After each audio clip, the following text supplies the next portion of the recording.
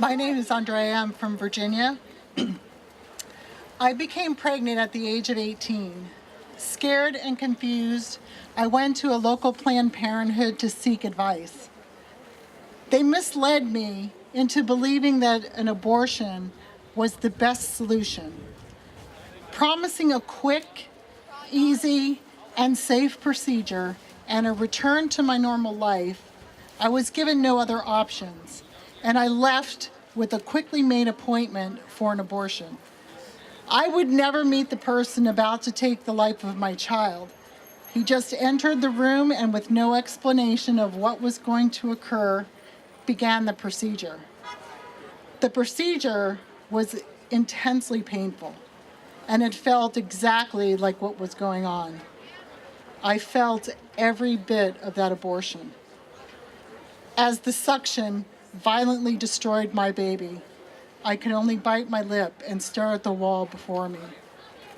And when the abortion was complete, I was led to a room where other women were recovering, most of them weeping and moaning. As I sat there, I waited for that feeling of relief. It was over. The problem was solved. But what I felt was shame.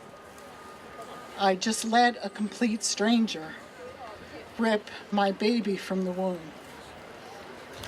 Shortly after my abortion, I became ill and developed a high fever. My mother, not knowing at the time what I had done, took me to an emergency room where I would become admitted and given IV antibiotics for an infection, and I would remain there for over a week. This information I had found out recently for the reason.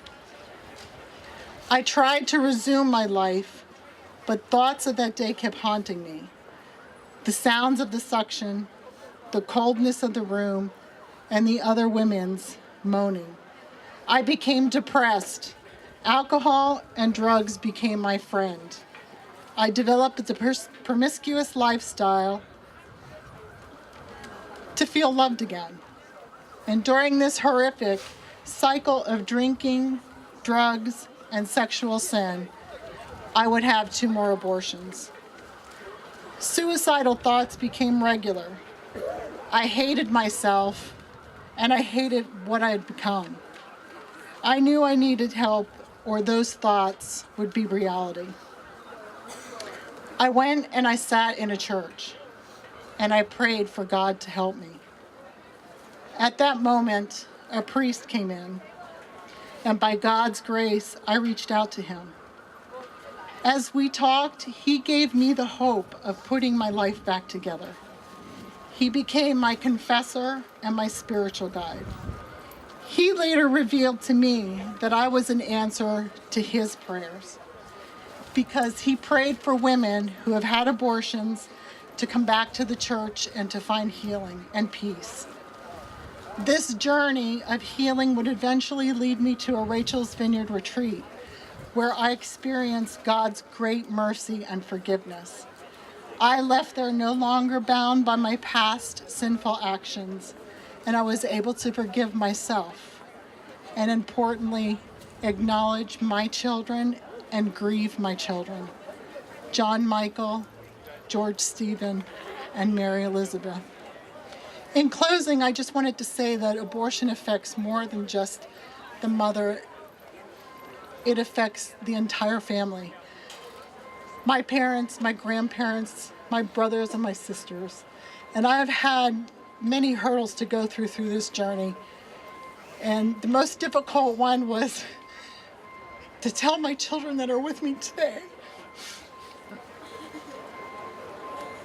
And I just wanted to acknowledge somebody that's with me today, that has been with me for the past 5 years. She's been by my side, and she's such a blessing.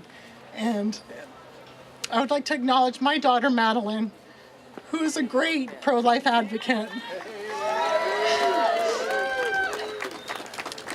She has been a great advocate for the youth of today.